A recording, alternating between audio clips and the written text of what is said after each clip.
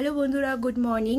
আজকে আমাদের day 3 হিমাচলে and আজকে আমরা সিমলা থেকে মানালি যাব।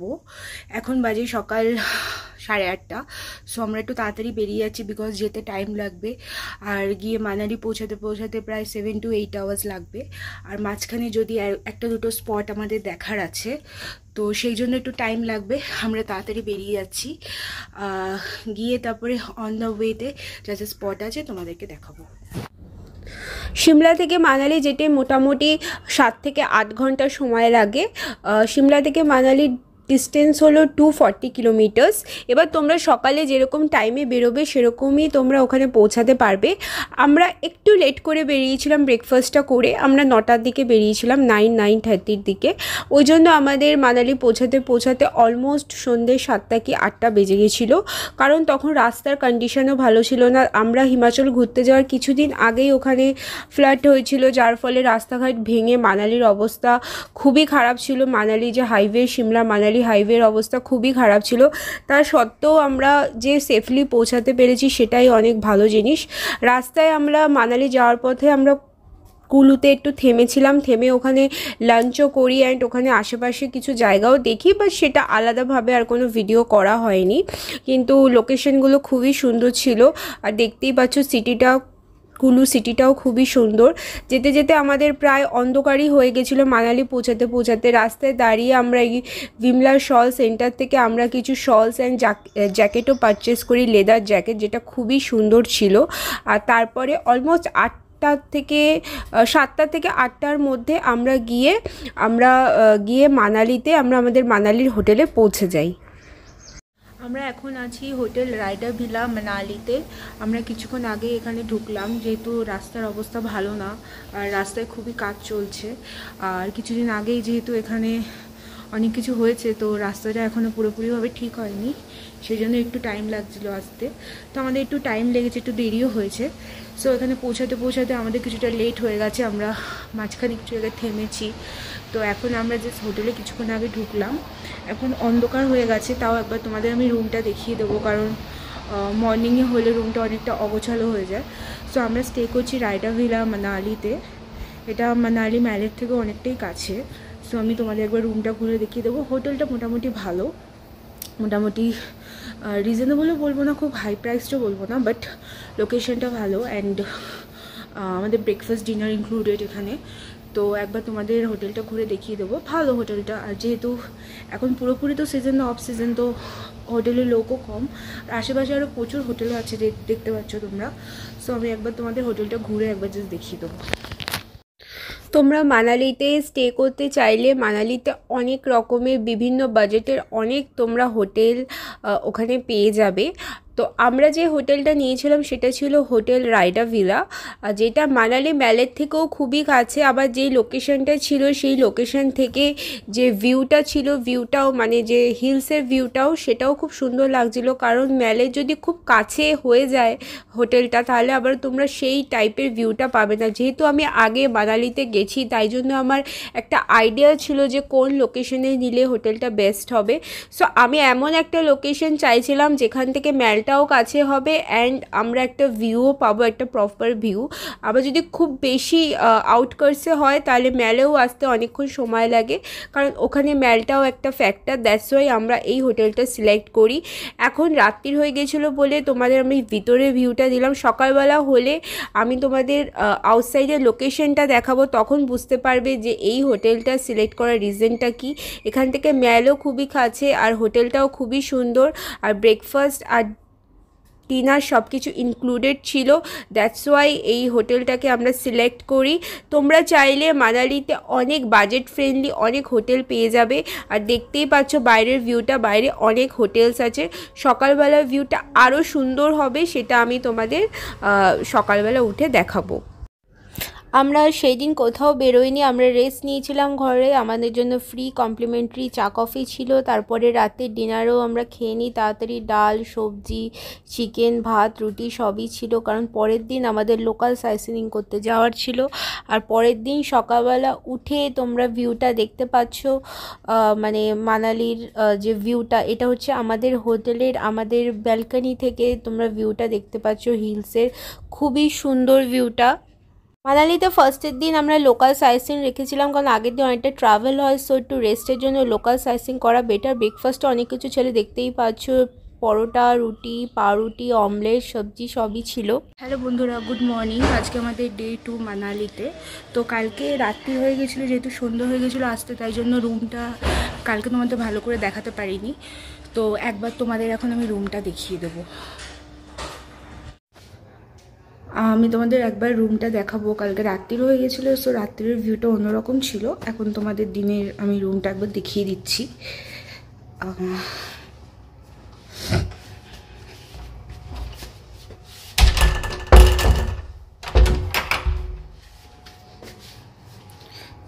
বাথরুম, গিজার আছে।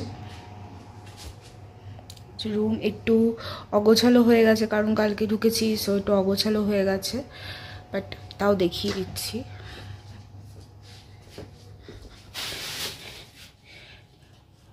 খাট আমাদের, এখানে একটা ওয়ার্ড্রোব আছে, আর সব কিছু আছে। এখানে বসার জায়গা আছে দুটো, ইন্টারকম, এখানে টিভি, এখানে অনেকটা স্পেস আছে, সবাই জামা কাপড় খুলে রাখতে পারো আর কি। আর এই যে ব্যালকনি দরজা, এখানে ব্যালকনি।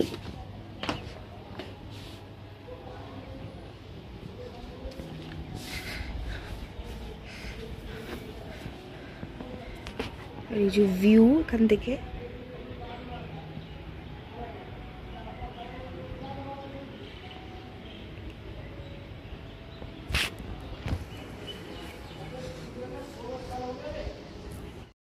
তো রুমটা তোমরা দেখে নিলে। তো এখন আমরা যাচ্ছি লোকাল সাইটসিইংয়ের জন্য, যে মানালির যে লোকাল সাইটসিইং আছে সেগুলো গিয়ে এখন মানালির লোকাল সাইটসিইংগুলো আমরা করব।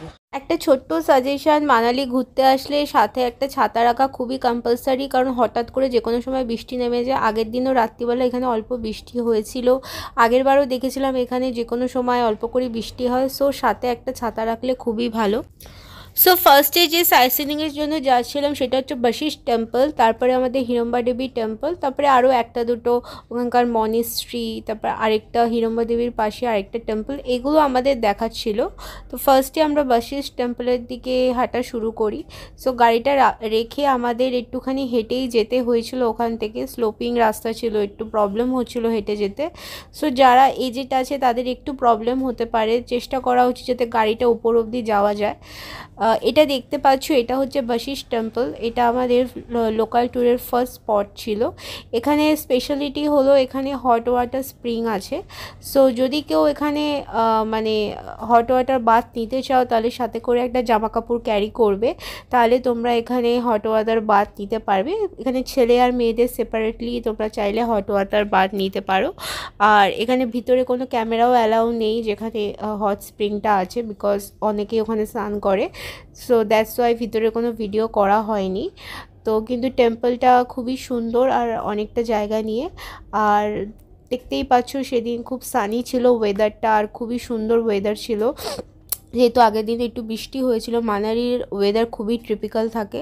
তো ওখান থেকে হেঁটে আসার পথে আমরা একটা ছোট্ট শপ দেখি, যেখানে অনেক কিছু আমাদের নেম প্লেট, তারপরে কিচেন, অনেক কিছু সুন্দর হাতে এঁকে তৈরি করে দিচ্ছিল, আর খুবই রিজনেবল প্রাইসের মধ্যে। তো আমরাও একটা নিয়ে নিয়েছিলাম। তারপরে ওখানে আমরা একটা আপেল ট্রি দেখতে পাই, সেটার একটা ভিডিও করি। আশেপাশে অনেক আপেল বাগান ছিল, আর ভিউটা তো দেখতেই পাচ্ছ, মানালির ভিউ সবসময় খুবই সুন্দর, খুবই দারুণ। তো ওখান থেকে আমরা দেন বেরিয়ে পড়ি হচ্ছে হিড়ম্বা দেবী টেম্পলের উদ্দেশ্যে। ওটা ওখানকার মানালির লোকাল সাইটসিইংয়ের একটা স্পেশাল অ্যাট্রাকশন। সবাই হয়তো এই টেম্পলটা কোনো না কোনো সিনেমার শুটিংয়ে বা কোথাও না কোথাও কোনো সিনেমাতে বা ফটোতে দেখেছে। তো আগেও আমি যখন এসেছিলাম হিড়ম্বা দেবী টেম্পলটা, তখনও এটা খুবই সুন্দর ছিল, এখন আরও সুন্দর করে দেখলাম। একই রকম আছে অনেকটা, টেম্পলটা তো আর কোনো চেঞ্জ হবে না, বাট জায়গাটা দেখলাম অনেকটা ওয়েল মেনটেইনড হয়েছে, অনেক কিছু ছিল আশেপাশে কেনাকাটির জিনিস। বাট আমরা ডাইরেক্টলি একদম টেম্পলটার দিকে চলে যাই। লোকজন ছিল, বাট খুব বেশি ভিড়ও ছিল আমি সেটা বলবো না, কারণ একটু তো অফ সিজন ছিল, সো দ্যাটস ওয়াই লোকজন খুব একটা ভিড়ও ছিল না। বাট মোটামুটি লোকজন ছিল। তো আমরা ঘুরে ঘুরে দেখছিলাম এখানে ওখানে উপরে বা হিড়ম্বা দেবীর উপরেই ঠিক বন বিহার বলে একটা জায়গা ছিল, মানে জঙ্গল টাইপের, ওখানে গিয়েও অনেকে পার্ক টাইপের ছিল, ওখানে গিয়েও অনেকে বসেছিল। ওই জায়গাটাও খুবই সুন্দর ছিল। তো আমরা ঘুরে ঘুরে দেখছিলাম জায়গাটা, ওখানটা অনেকটাইক্ষণই আমরা টাইমটা স্পেন্ড করি। এই টেম্পলটার কিন্তু একটা হিস্টোরিক্যাল ভ্যালু আছে, এটা কিন্তু নর্মাল কোনো টেম্পল না, এটা হিস্টোরিক্যাল একটা টেম্পল যেটার অনেক স্টোরি আছে, যেটা বলতে শুরু করলে এখন শেষ হবে না। যাই হোক, টেম্পলটা খুবই সুন্দর, অনেক গাছ দিয়ে ঘেরা। ওখান থেকে আমরা বনবিহারের মধ্যে যাই, যদিও ওখানে একটা টিকিট কাউন্টার বলে লেখা ছিল, বাট কেউ ছিল না টিকিট কাটার মতন, আর কোনো টিকিট দিচ্ছিলও না। তো আমরা নর্মালি ভিতরে চলে যাই। খুব সুন্দর গাছপালা, চারিদিকে ঝাউ গাছ, এত সুন্দর লেগেছে।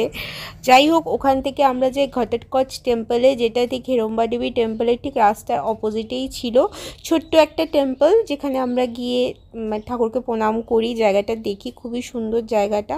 তারপরে ওখান থেকে আমরা ডাইরেক্ট চলে আসি হচ্ছে আমাদের হোটেলে। কেন? কারণ তখন আমরা আর মনিস্ট্রি দেখতে যাইনি, ভাবলাম যে দুপুর হয়ে গেছে, আর রোজই তো রাস্তায় থাকছি, একদিন দুপুরে ঘরে এসে একটু ভালো করে ফ্রেশ হয়ে লাঞ্চটা করা যাক, দেন আমরা সেকেন্ড হাফে বাইরে বেরিয়ে একেবারে মনিস্ট্রিটা দেখব।